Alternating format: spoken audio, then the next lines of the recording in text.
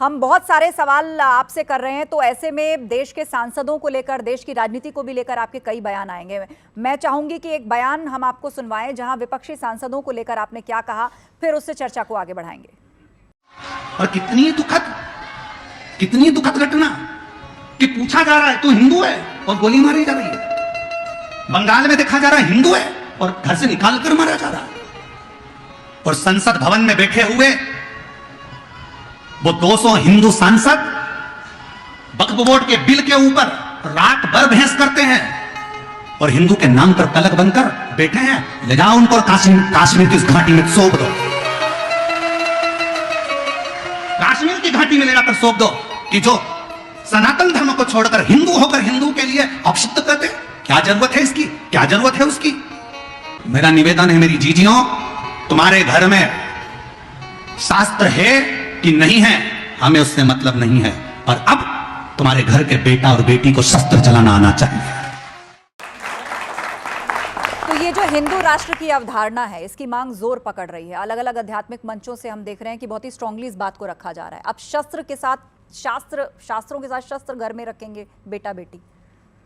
जरूरी है। हमारे जितने देवी देवता हैं कोई भी बिना शस्त्र के नजर ही नहीं आते। शिव जी को देख लो, त्रिशूल है। माँ जगत जननी को देख लो, उनके हाथ में भी शस्त्र हैं। तो शास्त्र भी हमारे यहाँ देवताओं ने रखे हैं, तो शस्त्र भी हमारे देवताओं ने रखे हैं। और आज का जो समय है वो शास्त्र के साथ शस्त्र का होना बहुत जरूरी है। लेकिन महाराज जी, देश तो संविधान से चलता है, यहाँ का एक लॉ सिस्टम है। हम संविधान को प्रणाम करते हैं, हम नमन करते हैं और संविधान का हम सत्कार करते हैं।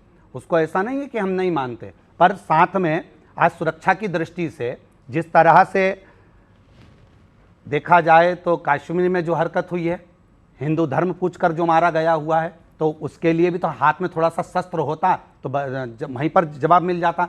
पर हमारे सनातनी शस्त्र लेकर चलते नहीं थे, पर अब कुछ समय में ये निश्चित है कि उनकी भी जेबों में शस्त्र लेकर वो साथ में चलेंगे। शास्त्र भी होगा और शस्त्र भी होगा।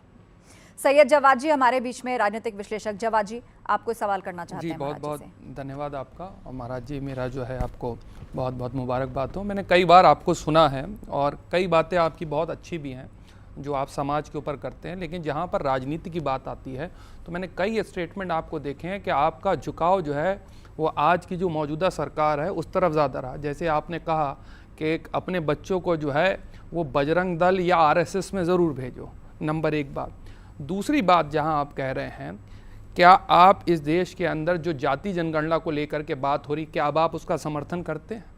क्योंकि इससे पहले तो आप जाति जनगणना का समर्थन नहीं कर रहे थे, लेकिन आज मैं आपका स्टैंड जानना चाहता हूं कि आज आपका स्टैंड वही है जाति जनगणना को लेकर के जो आपका स्टैंड पहले था। दूसरी सबसे बड़ी बात, आप शस्त्र रखने की बात कर रहे हैं। क्या देश के अंदर आपको पता है अनएम्प्लॉयमेंट कितना है? उसको लेकर के कोई मौजूदा या संजीदगी के तौर पर आप कुछ बात रखते हैं? आप तो बिल्कुल एक खुले तौर पे, मुझे कुछ बातें जिसमें अच्छी थी मैं आपकी उसमें तारीफ भी करता हूँ, लेकिन जिस तरीके से आप शस्त्र रखने की बात करते हैं, क्या आज के युवा शस्त्र रख करके बाहर पढ़ने जा सकते हैं? क्या आप शस्त्र रख करके एरोप्लेन के अंदर ट्रैवल कर सकते हैं? आप अगर इस तरीके की राजनीतिक तौर पे आप कथा करते हैं, आप करिए, आपको मुबारक हो, लोग सुनते हैं, करोड़ों फॉलोअर्स हैं। लेकिन यहाँ राजनीति की बात आती है, आप ममता बनर्जी के ऊपर कह रहे हैं, लेकिन वही ममता बनर्जी जब चंडी पाठ करती हैं तो उनको जो है दूसरे नज़र से देखा जाता है। और तीसरी चीज़, जब अगर देश सेकुलर है, जहाँ आप हिंदू राष्ट्र की बात करते हैं, क्या उस बात को गवर्नमेंट संजीदगी से लेती है?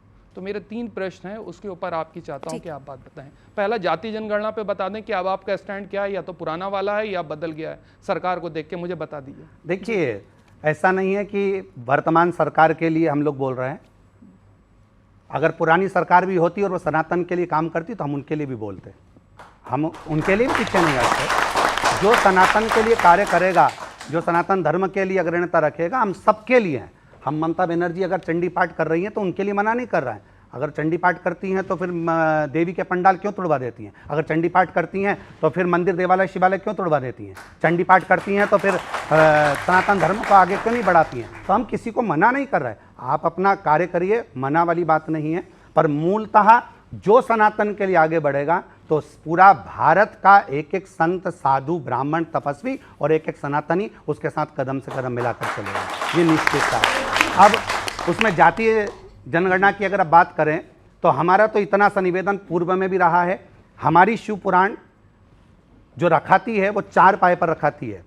4 पाए से मतलब है हमारे लिए ब्राह्मण, क्षत्रिय, वैश्य और शूद्र। जब तक के चारों पाए मजबूत नहीं होंगे तब तक हम शिवपुराण को चौकी पर भी नहीं रख सकते, क्योंकि 3 पाए पे से शिवपुराण भी नीचे गिर सकती है। हम 4 पाए की कुर्सी पर बैठे हैं तो मजबूती है। उसी तरह जनगणना के अनुसार या मतगणना के अनुसार हम तो यही कहेंगे कि सबको एकजुट होकर चलना चाहिए। इसमें जातीय भेद होना ही नहीं चाहिए, और जातीय भेद होंगे तो ही हमारा सनातन धर्म टूट जाए। तो सरकार जो जाति जनगणना अब समर्थन कर रही है, पहले विरोध में थी, तो आज आप समर्थन कर रहे हैं या विरोध में है? मैं आपका स्टैंड जानना चाहता हूँ, हाँ या ना, क्लियर घुमाइएगा नहीं। कैसे? पहले आप बताइए, आपका जो स्टैंड था जाति जनगणना को लेकर के, मौजूदा गवर्नमेंट भी विरोध में थी, अब अचानक से आपने देखा कि पहलगाम के बीच में अनाउंस होता है कि जाति जनगणना जो हम कराने जा रहे हैं। तो आज मैं आपका स्टैंड सिर्फ जानना चाहता हूं कि आप जाति जनगणना के समर्थन में या विरोध में? वो मतलब सरकार ने तय कर लिया है कि हम जाति जनगणना करेंगे, तो आज आप वो सरकार का मुद्दा है, सरकार जाने, हमें उससे कोई फर्क नहीं पड़ता। हमारा तो एक ही मुद्दा है, सनातन धर्म को मजबूत करना, बस। ठीक है। आपके उपाय जो हैं वो बहुत चर्चा में बहुत पॉपुलर रहते हैं, क्योंकि एक तो बहुत ही सिंपल होते हैं, लोग घरों में जल्दी कर पाते हैं, और बड़े से बड़ी समस्या के समाधान के लिए आपका दावा होता है कि जैसे 1 लोटा जल की बात थी या रुद्राक्ष की बात थी। उपायों को लेकर आपके कई दावे और बयान पूर्व में आए हैं। हम एक बयान आपको ऐसा ही सुनाना चाहेंगे और उसके बाद हम जनता के बीच चलेंगे। इन्हीं उपायों पर कुछ सवाल